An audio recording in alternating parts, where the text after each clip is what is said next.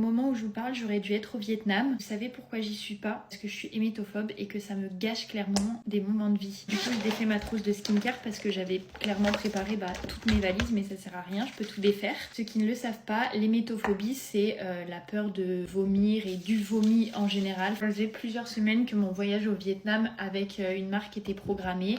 Et en fait, plus le moment arrivait, plus en fait je me disais, je ne peux pas aller en Asie, je vais être malade. Et clairement, ça m'en rendait malade. Genre, je stressais à un point terrible, je dormais plus. Je suis d'accord, ça peut paraître complètement irrationnel pour une personne qui n'a pas cette phobie et du coup beaucoup de personnes je pense ne peuvent pas comprendre le fait de se priver de voyager par peur de vomir ou d'être malade là-bas. Je me sens hyper mal parce que déjà j'ai planté la marque au dernier moment alors que c'était un voyage tout organisé. Je sais qu'il y a des personnes qui rêveraient d'aller en Asie, que moi j'ai des opportunités de fou et que du coup je ne les saisis pas à cause de ça. Mais je vous jure, je m'en sentais pas capable. Plus la date du départ approchait, plus j'angoissais. Et au monde parce que carrément j'étais allée à la pharmacie en amont pour acheter tout un tas de médicaments, mais en fait ça n'a pas suffi à me rassurer. J'avais pris du Vogalib, il y avait du citrate, j'avais pris un autre substitut de médicaments anti-vomitifs, anti-nausées. Je suis vraiment pas fière de moi d'avoir annulé ce voyage et de pas être arrivée à faire l'effort de partir pour voir si ça se passait bien. Non, c'était plus fort que moi, j'y arrivais pas. J'ai appelé l'agence qui organisait le voyage et je leur ai demandé s'ils pouvaient pas trouver une personne qui pouvait me remplacer et profiter pleinement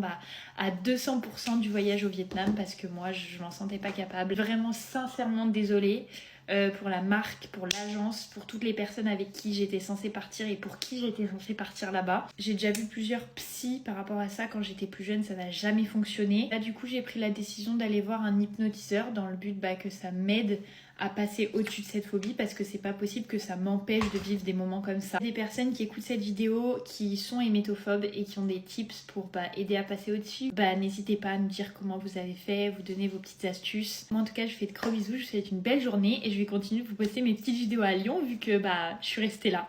Bisous.